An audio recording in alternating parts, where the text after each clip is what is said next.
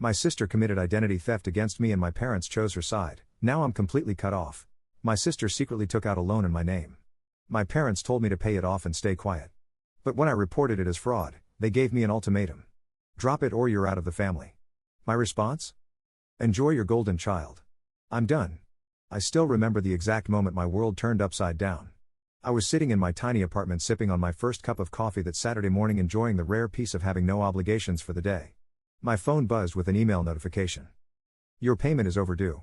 Please remit $3,572 immediately to avoid penalties. I frowned, my heart skipping a beat. I didn't have any loans. I wasn't behind on any payments.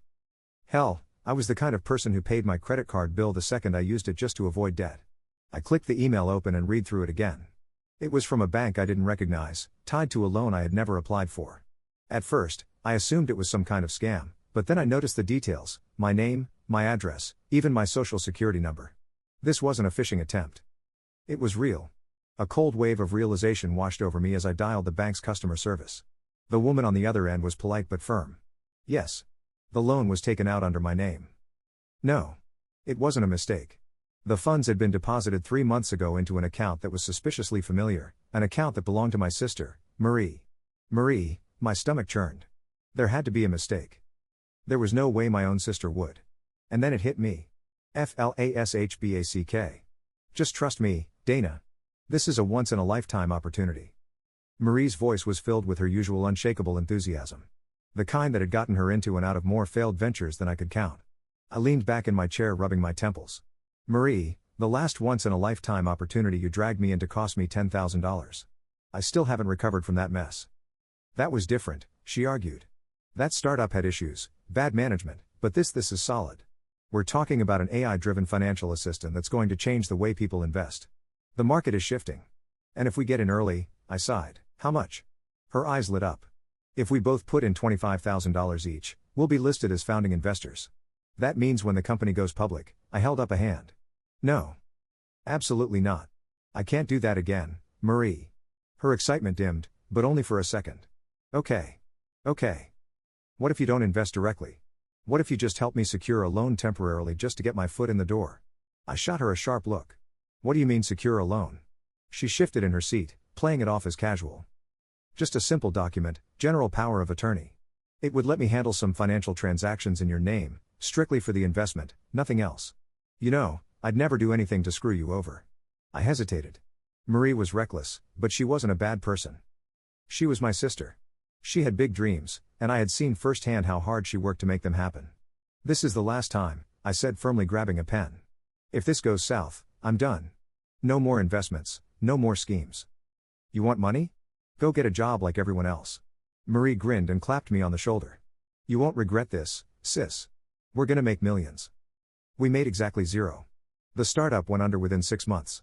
The founders disappeared and Marie was left scrambling to pay off debts. She begged me for more time, swearing she'd fix it. I refused. I told her I was done funding her dreams, that she needed to grow up and face reality. That was the last time we spoke about it, or so I thought. Present. I stared at the email on my phone, my stomach twisting.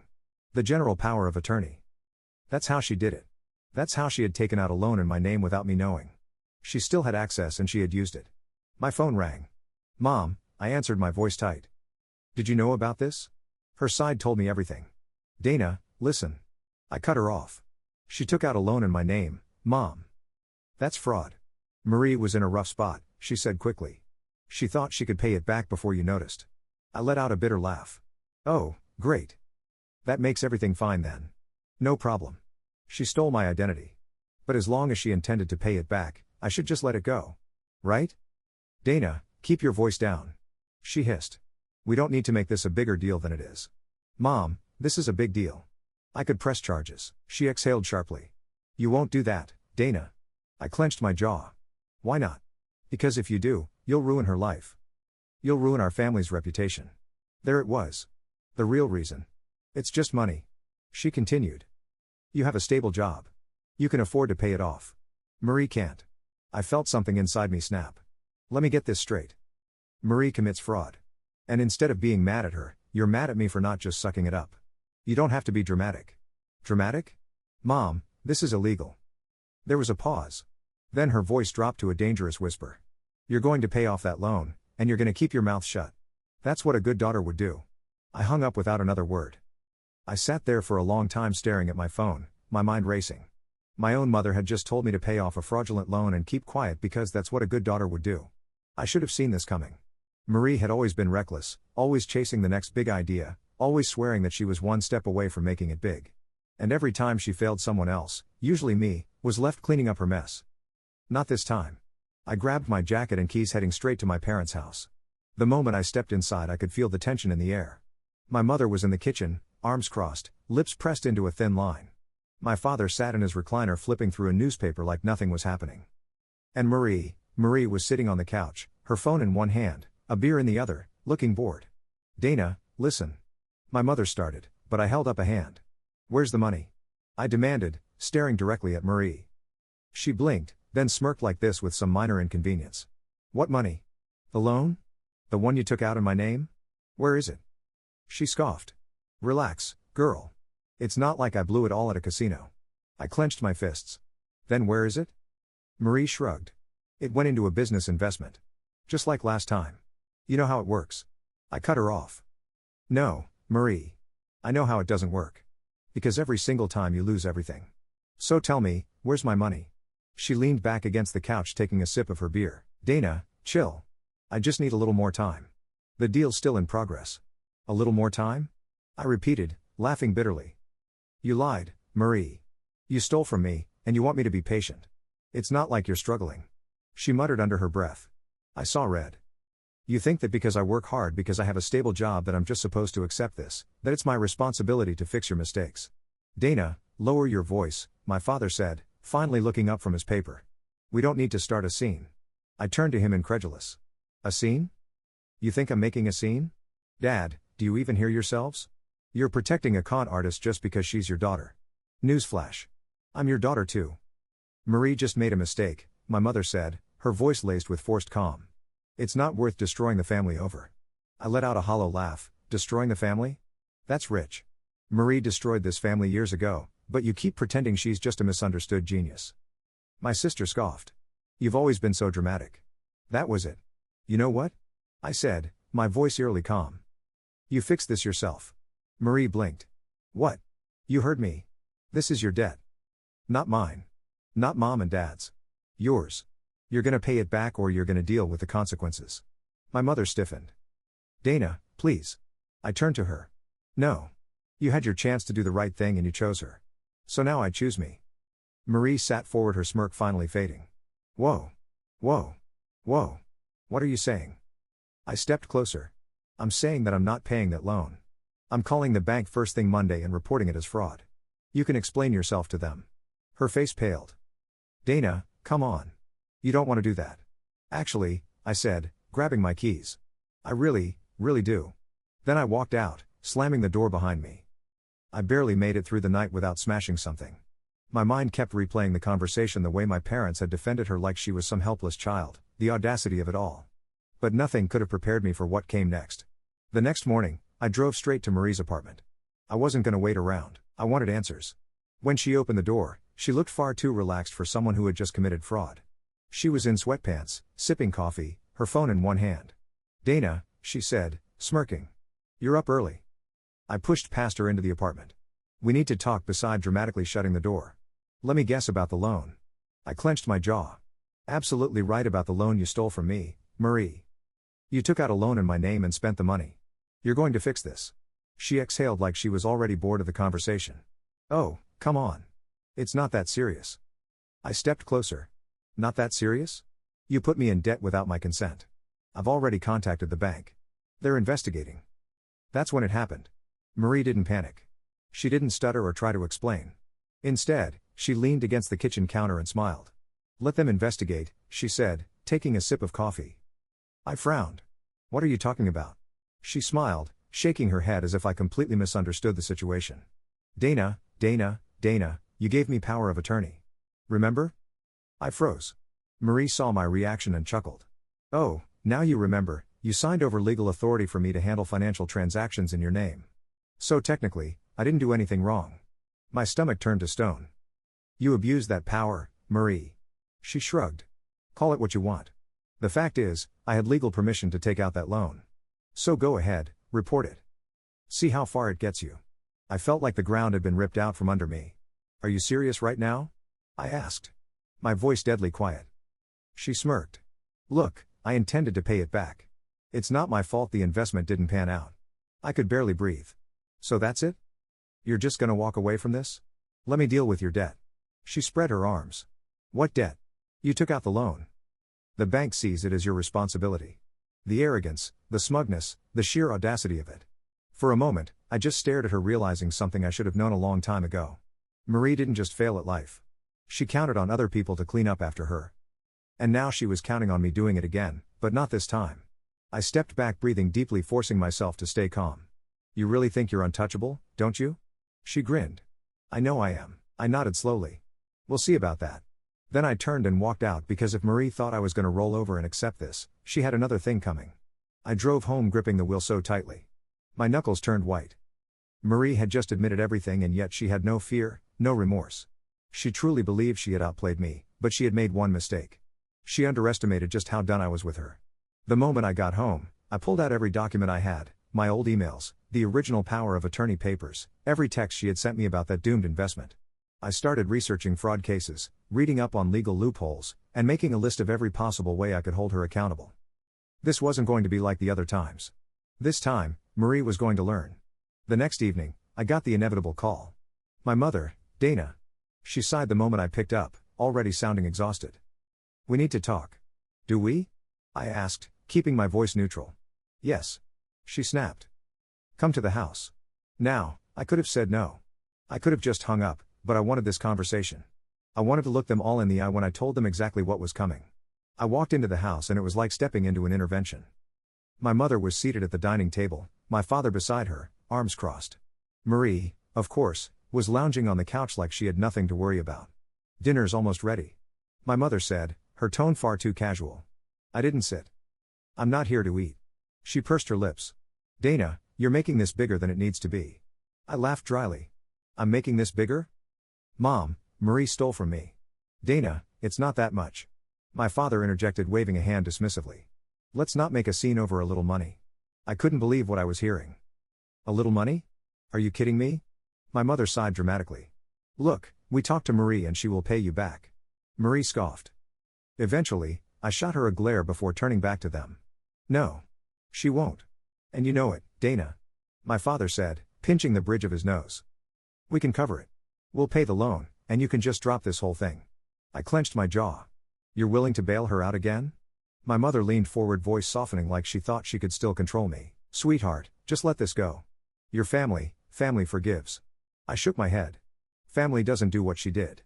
Come on, my father said. It's not like she robbed you. Yes. I cut in coldly. She did. Marie rolled her eyes, leaning back in her chair. God, you're so dramatic. I turned to her, stepping closer. You think this is a game, don't you? You think you can keep using people and there will be no consequences? Relax, girl. She smirked. You can't do anything. I had legal authorization. The bank sees you as the borrower. So, yeah. Call the cops, sue me, whatever. It won't go anywhere. I leaned in slightly, just enough so she could see the fury in my eyes. Watch me. Her smirk faltered for the first time. I turned back to my parents. And if you think this time I'm going to be the good daughter who just fixes everything? You're dead wrong. Dana, my mother warned. No, I snapped. Enough. I have let her get away with this for years. I let you two make excuses for her. I let you guilt me into fixing her messes. But this time, she crossed the line. My father sighed. So what? You're going to ruin your own sister's life? I stared at him. No. She ruined it herself. Marie scoffed. You're bluffing. I smiled. You'll find out soon enough. Then I turned and walked out, slamming the door behind me because I had already made up my mind. I was pressing charges. The next morning I was sitting across from a lawyer, a woman named Rachel Hayes. She was in her mid-40s, sharp-eyed, and completely no-nonsense. After listening to everything I laid out, she leaned back in her chair, steepling her fingers. You've got a solid case, she said. Your sister may have had power of attorney, but the way she used it, taking out personal loans without your direct consent, could absolutely be considered financial abuse. If we push hard enough, we could argue fraud. I exhaled slowly, letting the reality of it sink in. What happens next? I'll start by drafting a formal complaint to the bank stating that you're disputing the debt and alleging fraudulent misuse of power of attorney. If the bank takes your side, they'll report it as a crime. If they don't, we go to law enforcement ourselves. I nodded. Do it. Rachel studied me for a moment. Are you ready for this? Once we file, it's out of your hands. If charges stick, your sister could be looking at some serious legal trouble. I clenched my jaw. Good. By the next afternoon, the fallout had begun. It started with my mother. She called 6 times before I finally picked up. Dana. She screeched before I could even say hello. What did you do? I stayed calm. I filed a fraud report since Marie stole from me. She did not steal from you, she shrieked. You gave her permission. I sighed. I gave her permission to act in my best interest, not to take out a loan and blow the money on another failed get-rich-quick scheme. She was going to pay you back. I laughed bitterly. Oh, yeah?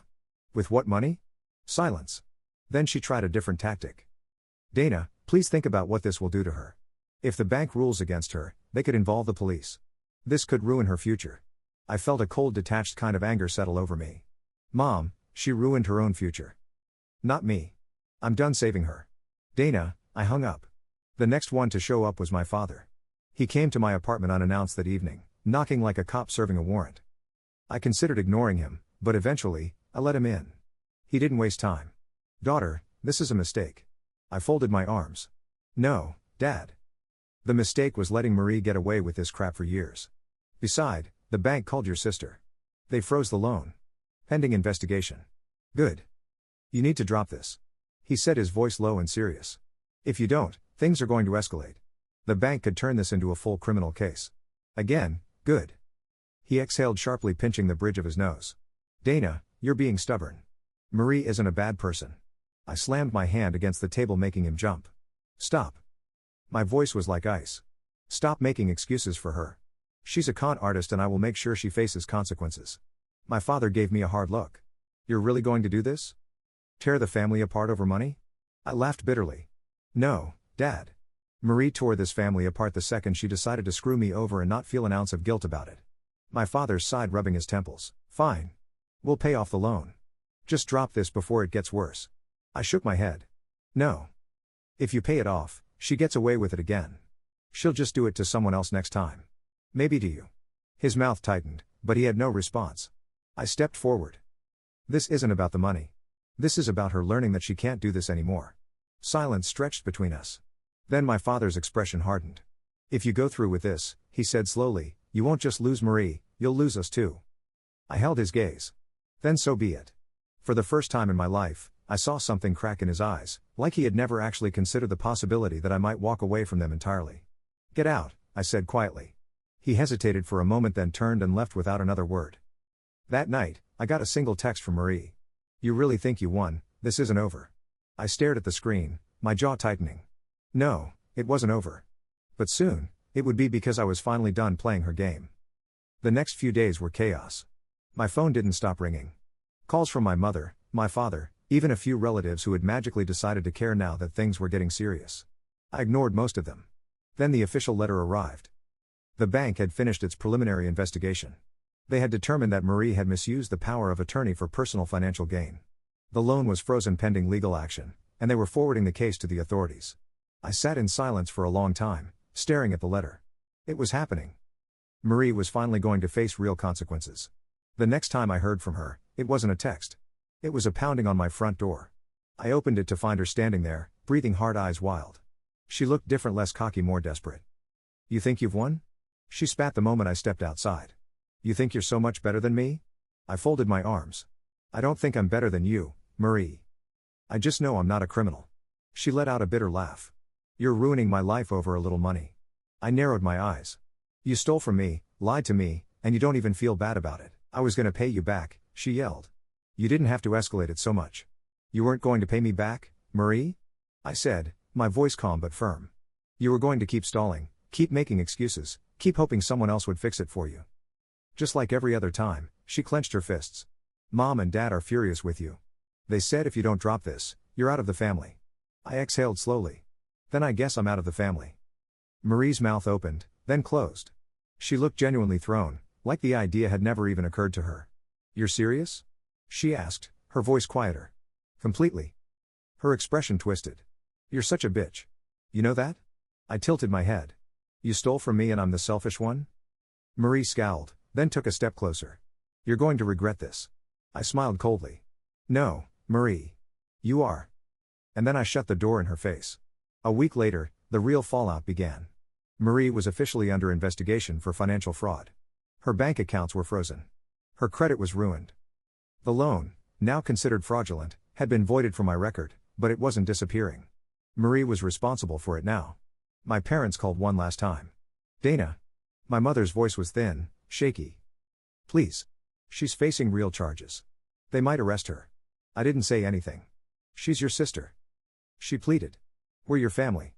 I took a slow breath. No, Mom. You made your choice. You chose her, and now you can live with that. There was a long silence. Then in a small broken voice, she whispered, so that's it. That's it. I hung up. Marie took the plea deal, avoided jail time, but ended up in massive debt with a black mark on her record that would follow her for years. She never spoke to me again. My parents, they tried at first, but when they realized I wasn't coming back, wasn't caving, they eventually stopped calling. It should have hurt, didn't, because for the first time in my life, I was free, and I was never looking back.